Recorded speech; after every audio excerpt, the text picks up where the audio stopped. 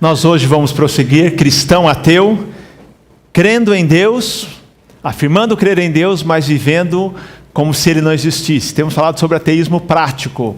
E estamos falando sobre muitas vezes nós como cristãos afirmando alguma coisa, mas de fato não crendo nessas verdades bíblicas ou vivendo como se essas verdades não fossem verdades. Primeira semana nós conversamos aqui sobre aqueles que sendo ou dizendo ser cristão afirmam o seguinte: creio em Deus, mas não no conceito cristão do pecado. E falamos da realidade do pecado e da atitude do cristão verdadeiro, que é confessar o pecado, se arrepender e confessar o pecado, mudando de vida. Na semana passada falamos sobre creio em Deus, mas acho que todos os caminhos levam ao céu. E afirmamos aqui a singularidade de Jesus como sendo o único caminho para o céu. Se nós cremos na Bíblia, Jesus é o caminho, a verdade, a vida, diz ele, ninguém chega ao Pai, ou ninguém vem ao Pai, senão por mim. Hoje, queridos, nós chegamos numa outra questão muito séria, que é a seguinte: alguns dizem, creio em Deus, mas não creio em tudo que está na Bíblia. Não vou perguntar quem crê nisso, nessa afirmação. Creio em Deus, mas não creio em tudo o que está na Bíblia. E aí eu vou falar um pouquinho sobre a autoridade das Escrituras Sagradas. Então eu quero te ajudar hoje, primeiro, te ajudando a saber por que você crê na Bíblia, para poder defender sua fé. E depois dessa natureza apologética, defesa da fé, algumas razões muito pessoais porque nós cremos na Bíblia. Com certeza você já ouviu aí numa conversa alguma dessas afirmações. Por exemplo, alguém diz para você: a Bíblia é um livro escrito por homens. Ou de uma forma mais popular: papel aceita tudo. Quem já ouviu isso? Eu já ouvi. Ao falar para Jesus, alguém, papel aceita tudo. Outros dizem assim: não, a Bíblia está cheia de erros e contradições. Já ouviram isso? Quem já ouviu? Já ouviram? Então a gente tem ouvido isso. Alguns dizem: mas a Bíblia é um livro muito antigo, está desatualizada. Como que um livro escrito aí há tanto tempo pode ser para hoje? E outra questão: não, a Bíblia não pode ser interpretada literalmente. Não é bem isso que ela quer dizer. Então, minha questão para você é a seguinte: se você ouvisse algumas dessas afirmações, ou se já ouviu, como é que você respondeu? Como é que você responderia? Como que você responde quando alguém afirma que a Bíblia é um livro escrito por homens? Quando alguém diz que a Bíblia é cheia de erros e contradições? Você fala assim: ah, é verdade. É assim que você responde? Ou a Bíblia está desatualizada? Ou a Bíblia não é bem assim a interpretação? Tá? Então a primeira pergunta é: você acredita na Bíblia? E sabe explicar por que você acredita na Bíblia? E você não precisa ser um teólogo para crer na Bíblia e defender a Bíblia. Eu quero hoje compartilhar com você algumas razões porque nós devemos e cremos na Bíblia. Razões que você vai encontrar em qualquer livro bem simples de introdução à Bíblia. O ano que vem nós vamos ter um curso na EBD sobre esse tema, ou bibliologia, que explica por que nós cremos na Bíblia, por que é plenamente lógico crer na Bíblia. Mas, por exemplo, uma pesquisa foi feita por um americano numa das ruas de uma grande cidade norte-americana, e esse cristão pesquisador chegou na rua e de repente encontrou-se com dois jovens e começou então na sua pesquisa a entrevistar esses dois jovens. Ele perguntou para um deles assim: você acredita que a Bíblia é verdadeira? O jovem disse sim, não. E começou a explicar por que não cria. Ele falou assim: muitas coisas escritas na Bíblia são interpretações humanas, disse ele. E ainda, muitas coisas na Bíblia são difíceis de acreditar e aceitar. Nem todo fato, disse ele, ou evidência que está escrito na Bíblia foi provado. Então eu gostei porque ele falou: todo fato e evidência, se é fato, está provado. Então nem todo fato ou evidência que está na Bíblia foi provado. Aí esse entrevistador foi para o segundo jovem, provavelmente um amigo desse primeiro jovem, e perguntou: você acredita que a Bíblia é verdadeira? Ele respondeu: não. E justificou sua resposta: eu creio que algumas partes da Bíblia foram escritas por homens, e os homens erram e manipulam. Eu diria que a maior parte é verdade, mas algumas partes foram acrescentadas.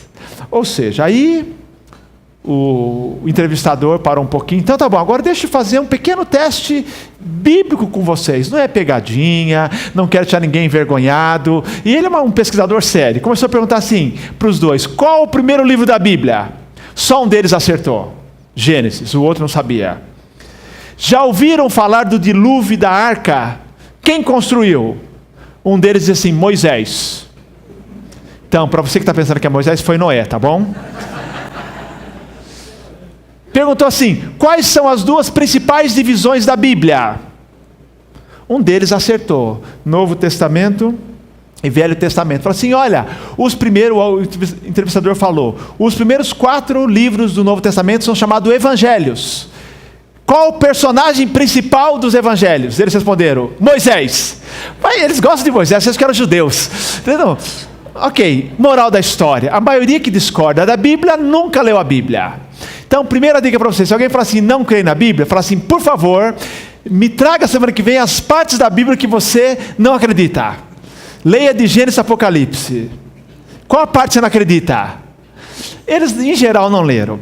Eu depois que fiz teologia, quando eu fiz teologia, não vou falar quando, eu era um jovem ainda, o curso de teologia não era reconhecido pelo MEC. E depois, agora, mais recentemente, creio que há uns menos aí de 10 anos atrás, o curso de teologia foi reconhecido pelo MEC, não fazia parte, era um curso livre de teologia, para ser pastor não precisava ter esse curso, tem uma ou outra faculdade teológica na época que era um curso reconhecido, mas o MEC então abriu opção para quem quisesse ter o diploma reconhecido pelo MEC, fazer algumas matérias de uma atualização, e ganhava o diploma reconhecido. Eu resolvi fazer o curso, já tinha outra faculdade, mas eu queria fazer a reciclagem teológica, foi a melhor coisa para a minha fé. Eu fui fazer este curso numa universidade não batista, não vou falar o nome, ok? Não batista, e uma universidade ligada a uma igreja que já tem uma linha muito liberal, que a Bíblia não é a palavra de Deus. E eu fazia esse curso uma vez por semana, segunda à tarde, aqui pertinho, aqui em Campinas, ia fazer o curso, e tinha os professores, era o curso à distância, com o instrutor. Queridos, as matérias que eu tive, um deles lá, explicando que não foi Moisés que escreveu o Pentateuco, os 5 primeiros livros. Que na verdade esses primeiros 5 livros da Bíblia, é assim, vários autores, compilação aqui, aí tem as teorias, uma teoria alemã do século XVIII, desatualizada, eles começaram a dizer. Eles disseram assim, olha, esse aqui foi escrito por Moisés, porque ele usa a palavra Jeová, essa aqui não foi por Moisés, porque é Elohim, e foi a teoria das fontes. E aí eu ficava olhando aquilo, minha fé só aumentava. Que eu falava assim, eu gostaria de brincar com as pessoas, chamar todos esses teólogos, separá-los em salas, e dizer assim, agora todo mundo vai ler um Pentateuco, e depois você vai me trazer o que Moisés escreveu, o que Moisés não escreveu. Iam concordar? De jeito nenhum. Aí eu vou dizer assim, entre o que eles dizem, o que o Espírito Santo disse, e o que o Espírito Santo disse. Então eu saí de lá, aumentou minha fé, estudando com liberais, que tiveram um momento de insanidade, e dizer assim que a Bíblia não é a palavra de Deus, inventaram as teorias que eles não entram em acordo entre eles. Mas a pergunta é, você acredita na Bíblia? E se você acredita, por que você acredita? Então, por que você acredita na Bíblia? 1 Pedro 3,15 diz o seguinte, antes santifiquem Cristo como Senhor no coração, e estejam sempre preparados para responder a qualquer que lhes pedir a razão da esperança que é em vós. Tem que estar preparado para explicar por que da minha fé. Porque alguém pode dizer assim, eu não creio na Bíblia. Em geral, 99% eles não têm base para isso. Mas vão dizer que não creem na Bíblia. Aliás, eu gosto daquela palavra de um jovem que diz assim, a Bíblia tem coisas difíceis de acreditar e aceitar. Eles têm dificuldade de aceitar, não de reconhecer que é verdade. O fato é que a Bíblia Sagrada, ela está no coração da fé cristã. Ou eu creio na Bíblia, ou o meu cristianismo, ele vira um cristianismo sem base. Entendeu? Por que eu creio na Bíblia? Deixa eu fazer uma afirmação. Eu creio na Bíblia, porque a Bíblia, que não é só um livro, mas uma coleção de 66 livros, historicamente é um acervo confiável de documentos, que descrevem eventos que foram confirmados pela história. Também relatam milagres que não puderam ser contestados, como a ressurreição de Jesus, e apresentam profecias que se cumpriram. Então eu creio na Bíblia primeiro, porque é um acervo confiável de documentos que descrevem eventos históricos que se confirmaram pela arqueologia e pela história. Também, porque relatam milagres que não foram contestados. Inclusive a ressurreição de Jesus, que ninguém mais nega. E apresentam profecias, ou seja, predição de acontecimentos futuros, com muita antecedência, e eles se cumpriram. Então a Bíblia é essencial para a fé, porque disse o apóstolo Paulo que a fé vem pelo ouvir e ouvir pela palavra de Deus. Então não pode dizer assim, eu sou cristão, mas não creio na Bíblia. Eu sou cristão e eu creio só nas partes da Bíblia com as quais eu concordo. A Bíblia é essa coleção de 66 livros. Vejam só, queridos, a riqueza das Escrituras Sagradas. Escrita num período de aproximadamente 1.600 anos. O primeiro livro, Gênesis, cerca de 1.500 a.C., e o último, Apocalipse, cerca de 100 da nossa era, 1.600 anos. Contextos culturais diferentes, regiões diferentes, os escritores, ocupações diferentes. Você tem rei, funcionário público, tem pescador, tem pastor de ovelha, tem médico, tem profissionais liberais, 3 línguas diferentes, em hebraico, aramaico e grego, 3 continentes diferentes, Ásia, África e Europa. Nenhum outro livro foi tão combatido por governantes, porque esse livro aqui é poderoso, porque é a palavra de Deus. Pessoas já morreram por esse livro, pessoas já morreram por traduzirem o livro. Você sabe, quando Lutero começou a Reforma Protestante, a primeira desafio dele, primeiro compromisso, foi traduzir a Bíblia para o alemão popular. Já havia algumas traduções para o alemão, mas para algumas pessoas mais ricas. Ele traduziu para o alemão comum, da população. Ele queria. William Tyndale, na Inglaterra, esse homem, no século XV da nossa era, ele havia perseguição religiosa e ele começou a traduzir a Bíblia, porque a Bíblia que eles tinham naquela época era a Bíblia em latim, a chamada Vulgata do século IV. Ele começou a traduzir a Bíblia, ele foi perseguido, refugiou-se na Alemanha, foi para a Bélgica, enquanto traduzia, a sua Bíblia foi publicada. Quando publicou a Bíblia, traduzida por William Tyndale, a Bíblia foi queimada em praça pública em Londres. Ele foi acusado de heresia e ele foi morto pelo rei da Inglaterra. Um homem que morreu porque sabia que esse livro era a verdade. E ele traduziu esse livro. Mas alguns anos depois, não só o próximo rei passou a acreditar na Bíblia, quando mandou traduzir e entregar para todo o povo, por causa do trabalho de William Tyndale, um dos tradutores da Bíblia. Por que eu creio na Bíblia? Porque a Bíblia é a palavra de Deus. Ela é a palavra de Deus. 2 Timóteo 3, 15, 17 diz, porque Paulo diz a Timóteo, porque desde criança você conhece as sagradas letras que são capazes de torná-lo sábio para a salvação, mediante a fé, que a fé em Cristo Jesus. E ele fala, toda a Escritura é inspirada por Deus e útil para o ensino, para a repreensão, para a correção e para a instrução em justiça. Nós temos para que o homem de Deus seja apto e plenamente preparado para toda boa obra. 1 Pedro diz, já lemos aqui, antes de mais nada, saibam que nenhuma profecia da Escritura provém de interpretação pessoal, pois jamais a profecia teve origem na vontade humana, mas os homens falaram da parte de Deus impelidos pelo Espírito Santo. Em outras palavras, está dizendo que ninguém teve a ideia de escrever a Bíblia. Eles foram convocados. Nós vamos entender como Deus autentica as Escrituras. Ninguém diz assim, teve vontade de escrever. Foram chamados para escrever a Bíblia. Foram inspirados, dirigidos por Deus para escrever a Bíblia. Então, por que nós temos que crer na Bíblia? Alguns argumentos, rapidamente, para você, que você encontra nos livros de introdução à Bíblia. Primeiro, por que queremos na Bíblia? Primeiro, pela sua autenticidade. Como é que se define a autenticidade de um documento? Entendeu? Primeiro, se existe, no caso de história, manuscritos antigos que podem datar esse documento na época que ele diz ter sido escrito. Então, o que acontece da autenticidade? Por exemplo, uma escritura no cartório. Você recebe um documento, você vai no cartório para ver se o documento é autêntico, se está registrado. Por exemplo, quem tem os chamados grileiros, que fazem as escrituras falsas de um imóvel. Então, você vai lá, tem registro no cartório? É antigo? Entendeu? Você quer, por exemplo, uma certidão de casamento, nascimento antigo, vai lá, está no cartório, está de acordo com a data, está no livro, não é uma folha rasgada, não é alguém que colocou depois. A Bíblia é autêntica porque você pode buscar os manuscritos, e tem uns manuscritos fantásticos. Por exemplo, eram escritos em papiro e pergaminho. Papiro é uma folha de junco, lá no Egito. Pergaminho, pele de animal. Então, em geral, foi evoluindo até chegar ao papel, saindo então desta papiro que se perdia muito fácil para o pergaminho. Mas vejam só, quem aqui acredita em Platão? Tu não acredita em Platão? Quem lê escritos de Platão, filosofia? Ninguém discute que Platão foi um personagem histórico e que seus escritos foram autênticos. Ele escreveu no século IV a.C. O primeiro fragmento que se encontra dos escritos de Platão é de 900 depois de Cristo, 1200 anos depois que ele escreveu. Só 7 manuscritos. E ninguém critica e fala que Platão não existiu e não escreveu. A Bíblia, olha só, foi encerrada no 100 depois de Cristo.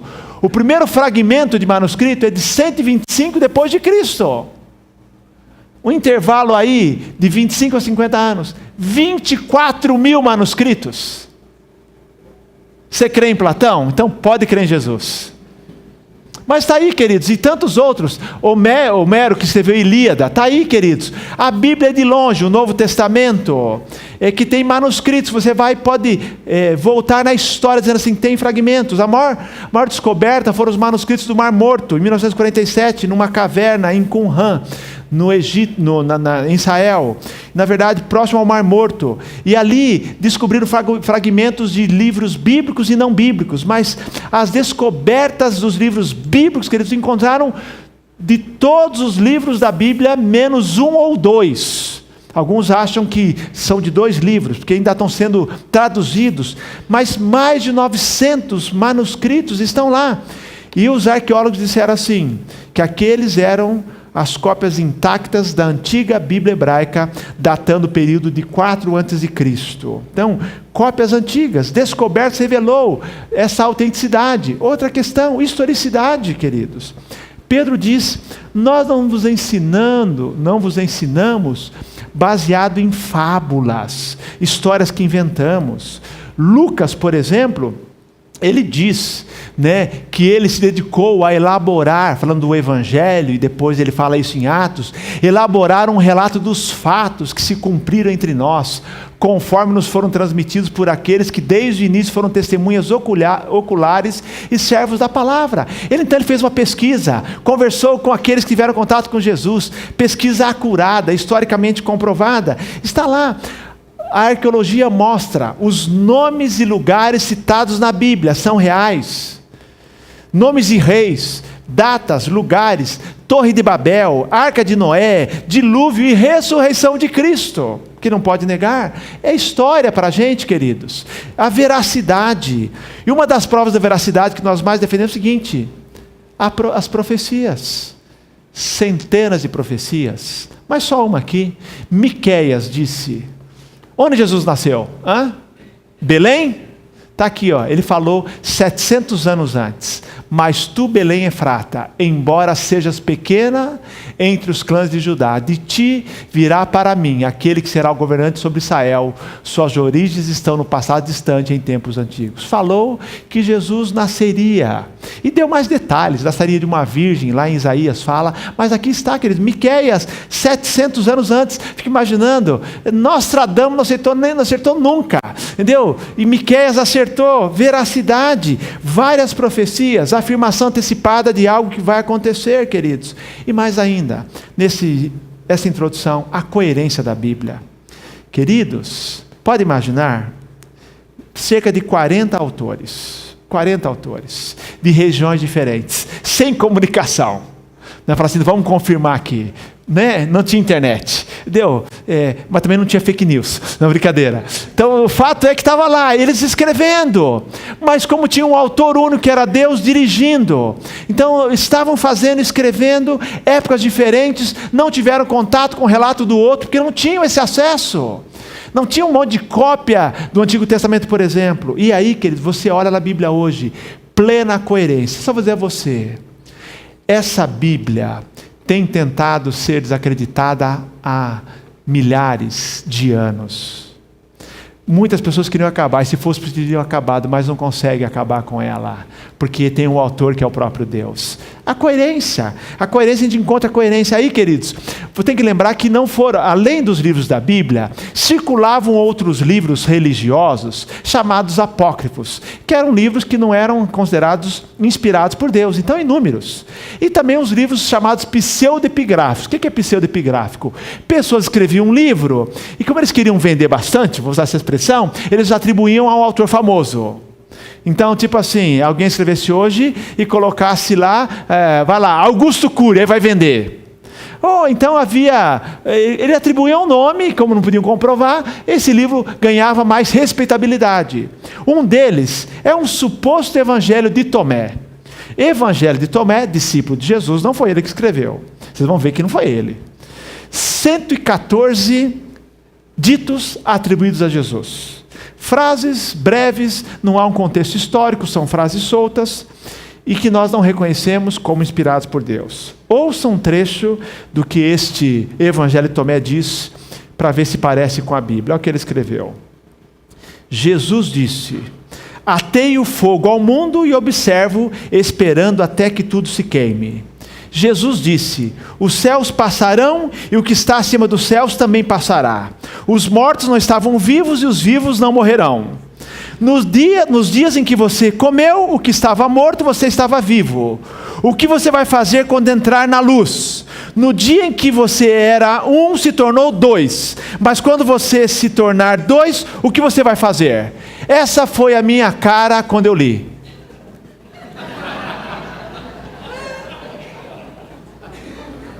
Não entendi nada.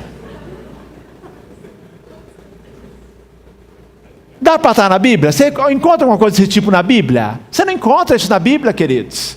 Não dá para reconhecer, senão vão ficar tão gostados do rapaz aí. Então, isso me lembra do discurso de uma certa pessoa, não quero falar quem, uma especialista, uma capacidade de explicação que podia ser ministro da educação. Então agora, queridos, coerência da Bíblia. A Bíblia é coerente. E entre todos eles, o apóstolo Paulo confirmando Pedro e todos eles, existem aparentes contradições, como aquela de que, Tiago ensina que a salvação é pelas obras. Não ensina. Se você entender bem o contexto, não ensina. Ambos ensinam a salvação pela graça de Deus. Por que nós cremos na Bíblia? Porque Jesus validou as Escrituras. Jesus o tempo todo falava da Bíblia, citava o Antigo Testamento. Ele falava: errais não conhecendo as Escrituras nem o poder de Deus. Quando havia discípulos após a ressurreição de Jesus, para eles ainda achavam que Jesus estava morto.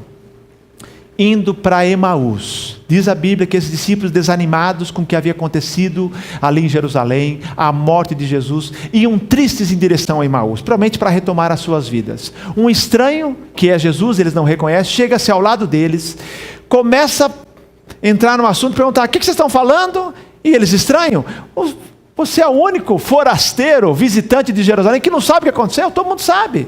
E começam a contar a história de Jesus para Jesus, sem saber que era Jesus. Dizendo assim: olha, Jesus, varão poderoso em obras, em palavras, ele viveu entre nós, mas ele morreu, e aí nós pensávamos que ele ia começar um novo reino. É bem verdade que algumas mulheres disseram que ele ressuscitou, mas não temos prova. E aí diz a Bíblia, Jesus que está ali, eles não reconhecem. Jesus começa validando as Escrituras, porque a Bíblia diz: Jesus, começando por Moisés e todos os profetas, explicou-lhe o que constava a seu respeito em todas as Escrituras. Moisés e todos os profetas é uma expressão que se refere a todo o Antigo Testamento. Então Jesus pegou o Velho Testamento, começou em Gênesis, terminou em Malaquias, dizendo assim: Cristo está presente desde Gênesis 3,15 até Malaquias, e eu estou lá presente. Então Jesus validando as Escrituras. Jesus falou da criação de Adão e Eva, falou de Noé, falou da história de Jonas. Jesus aceitava e validava todo o Antigo Testamento. Mas também, queridos, os apóstolos enfatizaram a inspiração das Escrituras. Como já vimos em Timóteo, que não há contradição. Eles entendiam que cada autor escrevia, mas que Deus coordenava todo o trabalho e que o resultado, aquilo não era a palavra de homens, mas era a palavra de Deus. Ele, o tempo todo, 2 Timóteo fala, toda a Escritura, guarda essa expressão, é toda. E para nós hoje é Gênesis a Apocalipse. O toda, porque inclui tudo isso, toda a Escritura, entendeu? Nenhuma profecia de origem humana.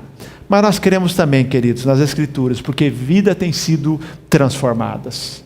Você, quando conversar com alguém e falar que você crê na Bíblia, primeiro faça a pergunta de volta: o que você não crê na Bíblia? Por que você não crê na Bíblia? Então você pode usar alguns argumentos, depois fala assim: além de todas as razões humanas, históricas, eu tenho uma razão, porque vidas têm sido transformadas pelas Escrituras e eu sou uma dessas pessoas. Jesus transformou a minha vida. A Bíblia fala, e esse é o maior poder, é a prova pessoal, que a palavra de Deus é viva e eficaz. É mais afiada que qualquer espada de 2 gumes. Ela penetra ao ponto de dividir alma e espírito, juntas e medulas, e julga os pensamentos e intenções do coração. Este livro não é só um livro, este livro é a palavra de Deus, que tem como propósito principal a salvação. Paulo diz a Timóteo: sabes as sagradas letras que podem fazer-te sábio para a salvação.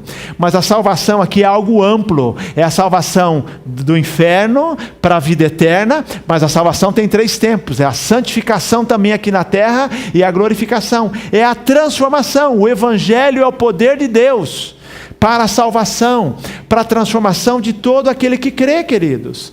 Então, nós cremos na Bíblia. Você, eu espero, seja uma prova viva de que a Bíblia é a palavra de Deus. Eu gosto de ouvir novo convertido, porque o novo convertido conta da experiência que teve, quando a gente se abre. Hoje, na classe ali de preparação para o batismo, primeira aula, pude conhecer cada aluno, e cada um contando um pouquinho da experiência de conversão. E todos eles foram impactados porque ouviram uma palavra. Não ouviram um discurso, ouviram uma palavra. E aquela palavra tocou o coração. Uma delas me disse assim: quando eu vi, estava com a minha mão erguida.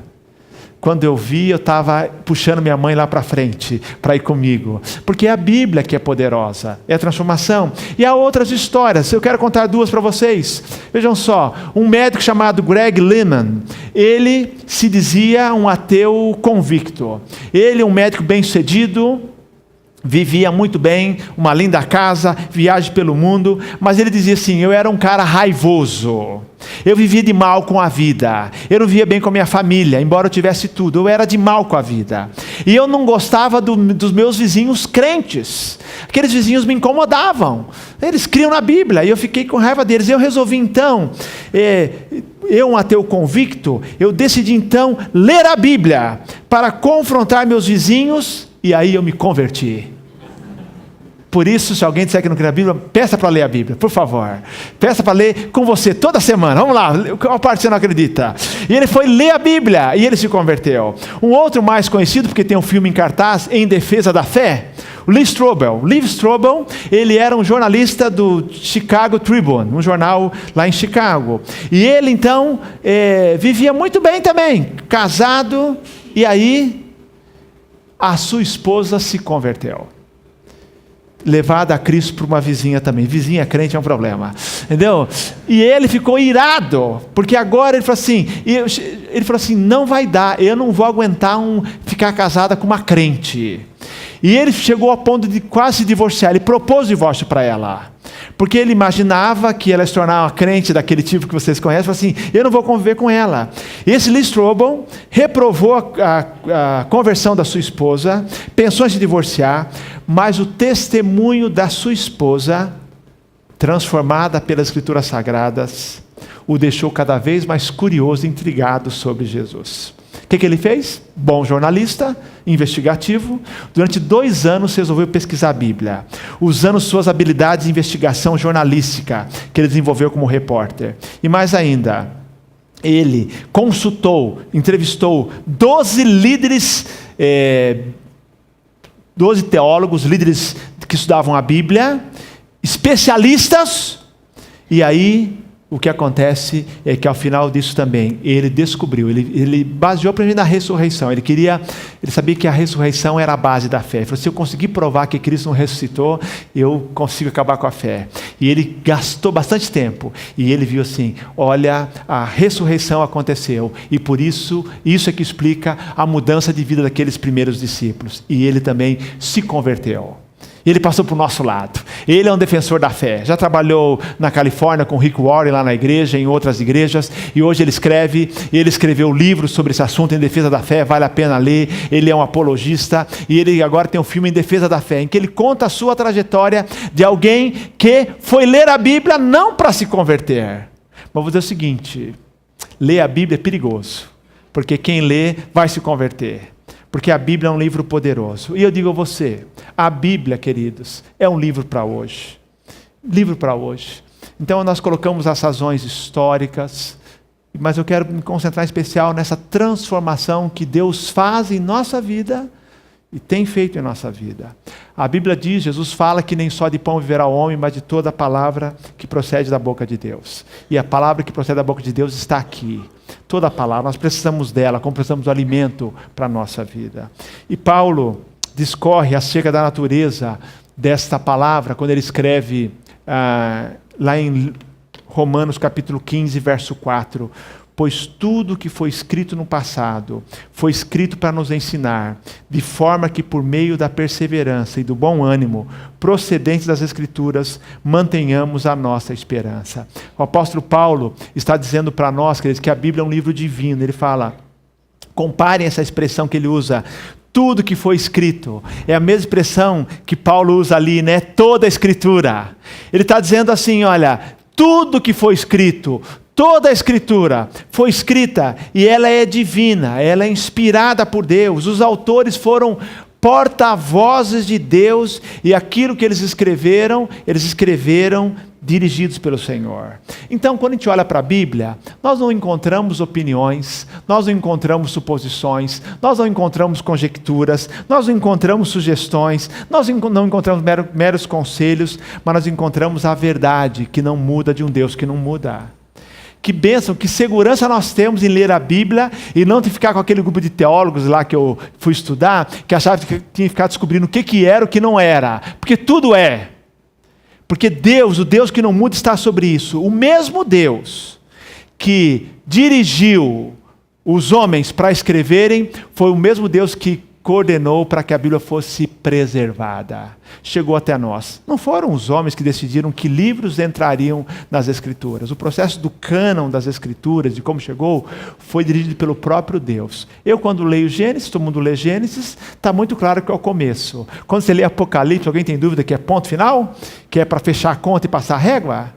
Chega lá em Apocalipse e fala assim, qualquer que acrescentar, acabou ali. É um livro divino. Mas ainda, queridos, a Bíblia fala que foi escrito no passado, mas também diz, queridos, que é um livro atual. Por que é um livro atual? Porque diz, queridos, que foi escrito para nos ensinar. Ele está dizendo que o que foi escrito e teve um impacto para os primeiros leitores, que sejam leitores antes de Jesus Cristo ou depois de Jesus Cristo, leitores de qualquer época foram impactados. Por exemplo, quando Paulo escreveu aos romanos, os romanos, ou os membros da igreja de Roma, eram o primeiro grupo, eram aquelas pessoas, os destinatários iniciais. Mas Paulo está dizendo assim, o que Paulo disse para os romanos, vale para nós também. Então, tudo que foi escrito não só para ensinar os romanos, os coríntios, os gálatas, os tessalonicenses, mas foi escrito para nos ensinar. Em outras palavras, não se esgotou ali, porque é um Deus atemporal, cuidando de tudo. Foi escrito para nos ensinar, isso é maravilhoso. Porque é um livro, que foi um livro para ontem, é um livro para hoje e será um livro para amanhã. Eu sei que você tem muitos livros, eu tenho muitos livros. E tem livros que você fala assim, já não serve mais. Está desatualizado. Esse livro é o que ele diz aqui, entendeu? Eu tive que esses dias doar um livro chamado O Jovem Pastor. Não se encaixa mais. Eu tive que doar para alguém, porque eu já estudei aquilo. Mas você tem outros livros assim, desatualizou. Teorias desatualizaram, mas a Bíblia não desatualizou, queridos. Tudo que foi escrito no passado, foi escrito para nós também. E, para terminar, a Bíblia é um livro prático. Ele diz, queridos, que Tudo que foi escrito no passado foi escrito para nos ensinar, de forma que por meio da perseverança e do bom ânimo, procedendo das Escrituras, mantenhamos a nossa esperança. O que ele quer dizer? Sentido prático. Por que você lê a Bíblia? Não só para encher a sua cabeça, mas você lê a Bíblia, queridos, porque a Bíblia ela é inspiradora. Não há nenhum assunto sobre a qual a Bíblia não diga. Tempos de ansiedade, a Bíblia tem que nos dizer. Tempo de depressão, tempo de tribulação, tempo de vitória, tempo de alegria, tempo de luto. A Bíblia fala para todos os assuntos, porque é um livro plenamente atual e um livro prático. Então, tem muitos livros que você tem em casa que trazem informações, mas nenhum livro é tão prático como a Bíblia. Ele fala que tem um objetivo prático. Por que a Bíblia? Para encher o seu coração de esperança. Quando você lê a Bíblia, você deve se lembrar que só tem 2 tipos de profecias na Bíblia. As que já se cumpriram e as que com certeza se cumprirão. Como eu sei que se cumprirão? Porque o que prometeu, já cumpriu. E há algumas que vão se cumprir, e uma delas é que Cristo voltará, que Cristo nos levará para junto dele. Essa é a profecia que nós aguardamos, e a Bíblia fala que alguns consideram essa profecia, essa promessa como demorada, mas diz a Bíblia que Deus não demora, Ele apenas deseja que mais pessoas sejam salvas. Então nós sabemos que é prático. Enquanto isso, Deus enche o nosso coração de esperança. E esperança cristã é certeza. Queridos, a Bíblia é um livro prático. É um livro que não quer apenas passar informação, mas produzir transformação. Então, queridos, creio em Deus e eu creio em Sua palavra. Já viu que é impossível dizer que eu creio em Deus, mas não creio em Sua palavra? É como dizer assim, eu creio em você, mas não acredito na sua palavra. Não tem jeito. Nós cremos em Deus e que nós queremos, em especial falando aqui, que Jesus Cristo cria na palavra. Ele cria na palavra. E Ele nos disse para crer. Eu queria assistir com vocês um pequeno vídeo de John Piper. John Piper escreveu um livro recente sobre a palavra de Deus, como ler a Bíblia de maneira transformadora, e ele responde uma pergunta. John Piper, do Ministério Desiring God, Desejando Deus. Podemos confiar nos 66 livros da Bíblia? Vamos assistir rapidamente, depois eu quero terminar aqui com uma declaração. Vamos assistir então.